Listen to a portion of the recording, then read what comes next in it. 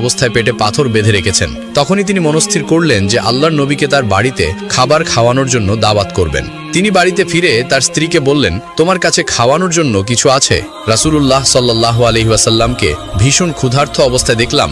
এই অবস্থায় দেখে আমি আর সহ্য করতে পারছি না, তাই সিদ্ধান্ত নিয়েছি রাসূলুল্লাহ সাল্লাল্লাহু আলাইহি ওয়াসাল্লামকে একবেলা খাবার খাওয়াবো। তখন জাবের রাদিয়াল্লাহু তাআলা আনহুয়ের স্ত্রী একটি পাত্রে এক চা পরিমাণ জব বের করে বললেন, এই জব ছাড়া ঘরে আর কিছুই নেই।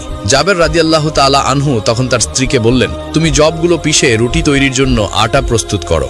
এই কথা বলে জাবের রাদিয়াল্লাহু তাআলা আনহু ভাবতে শুরু করলেন যে রুটির তো ব্যবস্থা হয়েই গেল, সাথে যদি আরো কিছু ব্যবস্থা করা যেত তাহলে হয়তো রাসূলুল্লাহ সাল্লাল্লাহু আলাইহি ওয়াসাল্লাম অনেক খুশি হতেন। কিছুক্ষণ পরই তার মনে আসলো যে তাদের একটি মোটাতাজা বকরির বাচ্চা আছে। এই কথা ভেবে তিনি নিশ্চিন্ত হলেন। সাথে সাথে এক দৌড়ে তিনি রাসূলুল্লাহ সাল্লাল্লাহু আলাইহি ওয়াসাল্লামের কাছে উপস্থিত হলেন এবং সালাম দিয়ে চুপি চুপি নবী করিম সাল্লাল্লাহু